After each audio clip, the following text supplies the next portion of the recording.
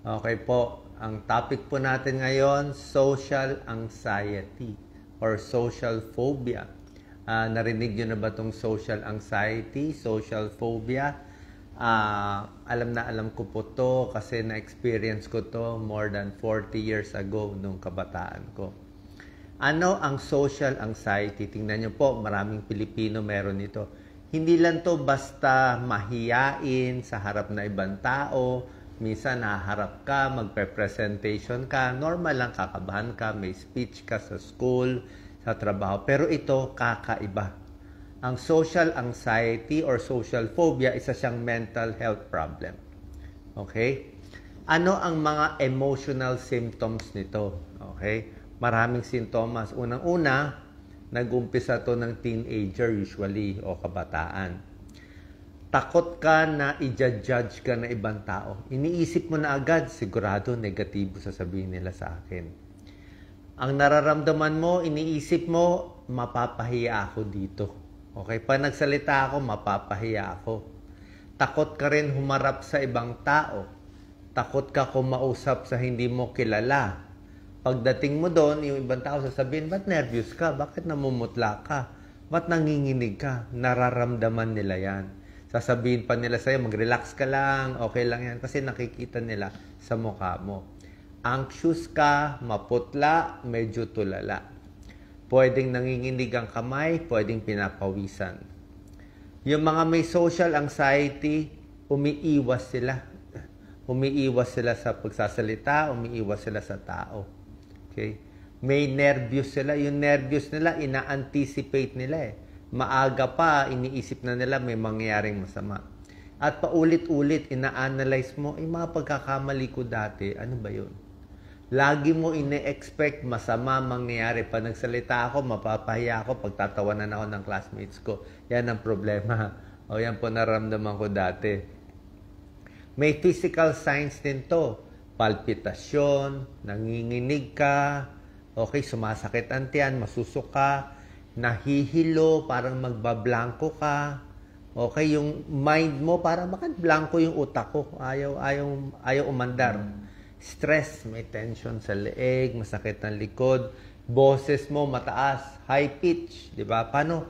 Tense ka eh. Tense ka, kaya pati yung larynx mo tense.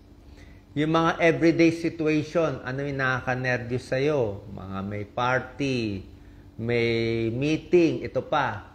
Yung mga tao nakaupo na, tapos papasok ka sa kwarto, titingin sa yung mga tao, sobra katakot yan.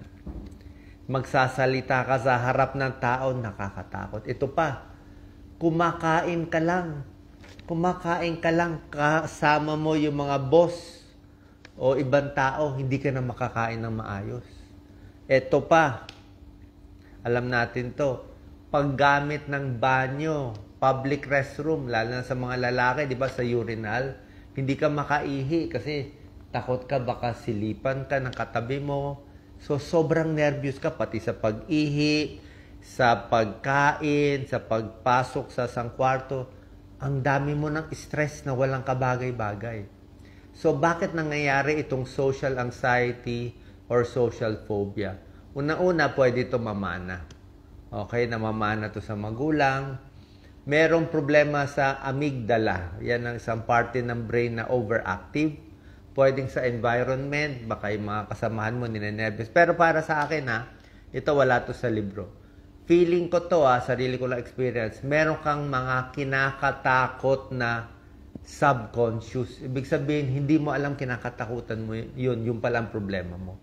Nung bata ka, may nangyari sa'yo na sobrang kinakatakutan mo. Ano ba to? Nag-away magulang mo, iniwan ka, o takot ka iwan ng magulang mo. Meron kang undue fear. Dahil dito, lumalabas ang nervyos. Ano mangyayari? Sino yung mga nagkakaroon nito? Bata pa, mahiyain na. Kulang ka sa kaibigan nung bata ka. Okay? Meron kang negatibong experience. Ito pa, baka nabubulol ka. Medyo bulol ka nung bata ka. At yung physical appearance mo, may problema ka. Either meron kang diferensya sa mukha, mataba ka o payat ka, basta medyo nahihiya ka sa appearance mo, yun ang makakadagdag sa social anxiety. Ito, hindi natin pwede sabihin na mahihain ka, magsalita ka lang, baliwala. Hindi po, may komplikasyon to. Delikado komplikasyon ito, social phobia lang. Unang-una, mawawalan ka ng confidence. Pag wala ka ng confidence, magtatago ka na sa tao. Lagi ka ng negative.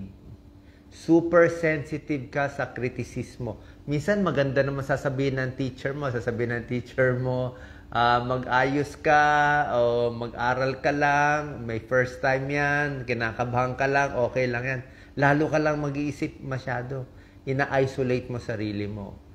Hindi ka na natuto makipag-usap sa ibang tao, lagi ka nalang nanginginig.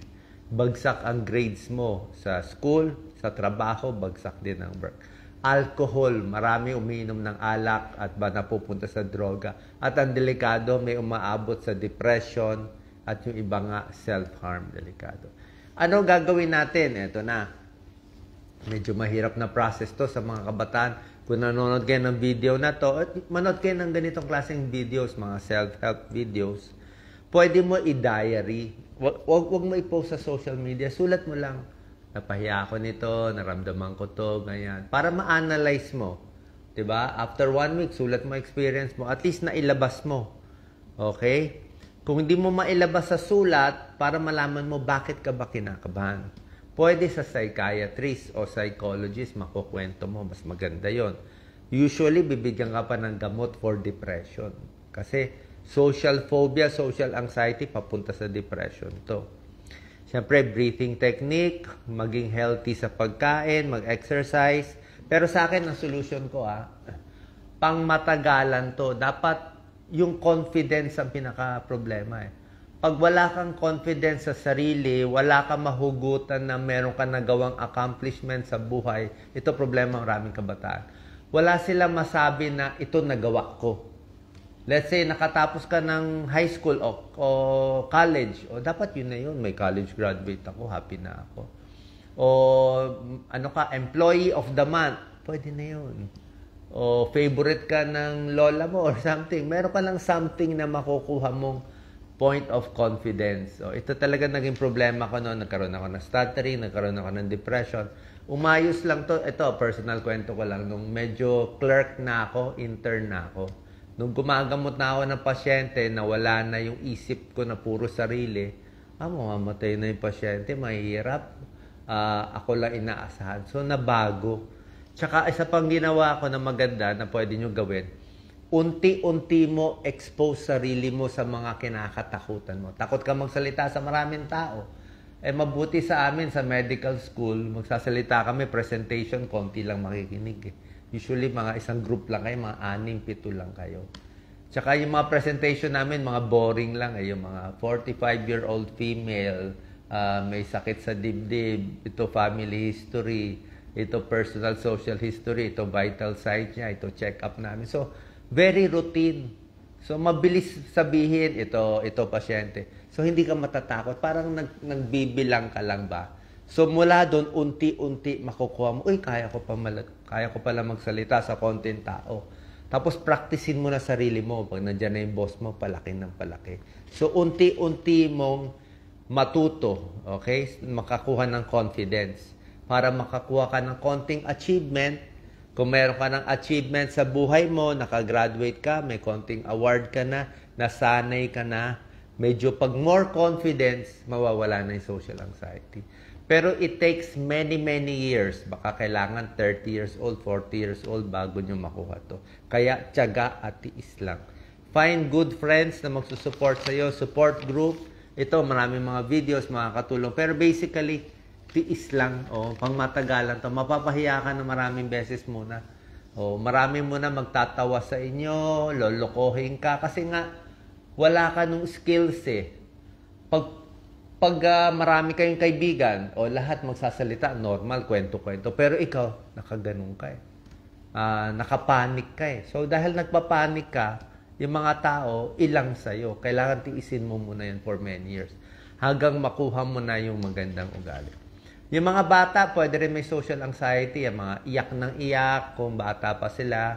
o angry, ayaw pumasok sa school, sobrang umaasa sa parents, lagi nakakapit. Ako nga nung bata pa ako, nakakapit na ako sa tatay ko.